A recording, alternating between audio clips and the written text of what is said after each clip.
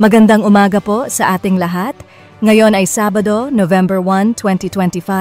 Narito ang pinakahuling ulat sa lagay ng panahon, hatid ng inyong independent weather forecaster, batay lamang sa opisyal na datos mula sa PAGASA. Kaninang alas 3 ng umaga, ang low pressure area na ating minomonitor sa loob ng Philippine Area of Responsibility ay huling namataan sa layong 275 kilometers west ng Coron, Palawan. Nananatiling mababa ang posibilidad na ito ay maging bagyo at patuloy ang galaw nito pakanluran, palayo sa ating kalupaan. Gayunman, ito ay magdudulot pa rin ng mga pag-ulan sa Kalayaan Islands, kaya pinapayuhan ang ating mga kababayan na mag-ingat pa rin. Ang naturang low pressure area ay nakapaloob sa Intertropical Convergence Zone o ITCZ na patuloy na nakaaapekto sa Southern Luzon, Visayas at Mindanao. Bagamat mas mahina na ang mga pag-ulan kumpara sa mga nakaraang araw, posibleng makaranas pa rin ng mga panandaliang ulan, pagkidlat at pagkulog, kaya't maging alerto pa rin sa banta ng pagbaha at pagguho ng lupa.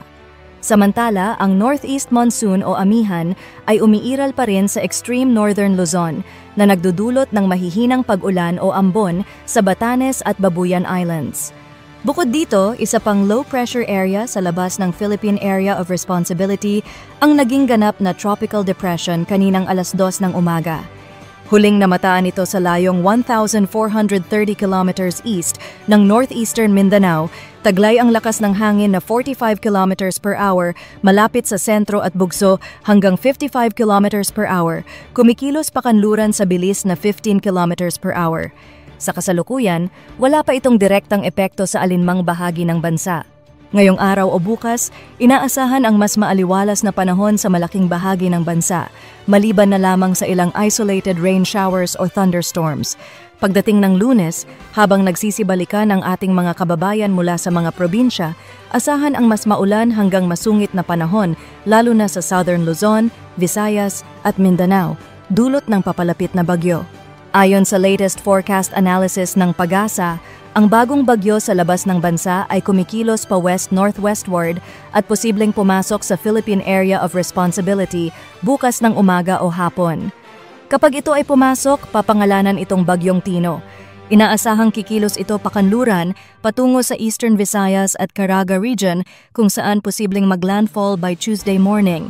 Kung bibilis ang kilos nito, maaaring Lunes ng gabi pa lang ay tumama na ito sa mga nabanggit na lugar. Pagkatapos tumawid ng Visayas at Mimaropa, inaasahang lalabas ito sa West Philippine Sea pagsapit ng Wednesday. Sa kasalukuyan, patuloy itong lumalakas habang binabaybay ang Philippine Sea at bago ito maglandfall, may posibilidad itong maging isang typhoon. Kaya pinapayuhan ang lahat na maging handa dahil inaasahang magdadala ito ng malakas na ulan at hangin. Sa ngayon, wala pang nakataas na wind signal, ngunit posibleng magtaas ng signal number 1 bukas ng umaga o hapon sa mga lugar ng Eastern Visayas at Caraga. Ayon sa PAGASA, ang pinakamataas na wind signal na maaaring itaas ay signal number 4. Inaasahan din ang malalakas na pag-ulan simula bukas ng gabi hanggang Lunes ng umaga, lalo na sa Eastern Visayas at Eastern section ng Mindanao. Posibleng maglabas ng gale warning sa parehong rehiyon pagsapit ng Lunes ng umaga, kaya pinapayuhan ang mga mangingisda at biyahero na huwag munang pumalaot. At ang lagay ng panahon ngayon sa Luzon, Cagayan at Batanes, maulap na kalangitan na may scattered rains dulot ng shear line. Bicol region at Mimaropa, bahagyang maulap na may mga panandaliang ulan dulot ng easterlies. Metro Manila at nalalabing bahagi ng Luzon, bahagyang maulap hanggang sa maulap, may mga biglaang pag-ulan at pagkulog sa hapon o gabi. Palawan, maulap na kalangitan na may mga pag-ulan, particular sa Kalayaan Islands, dulot ng LPA. Sa Visayas at Mindanao, bahagyang maulap hanggang sa maulap, may mga panandaliang ulan at pagkulog dulot ng ITCZ.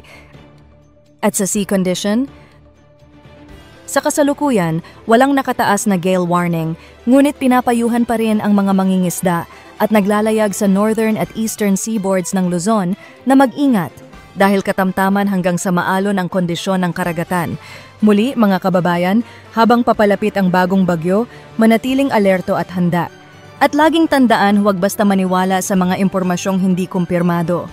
Yan ang pinakahuling 24-hour weather update, hatid ng inyong independent weather forecaster, batay sa opisyal na datos mula sa PAGASA. Magandang umaga po sa ating lahat, Pilipinas.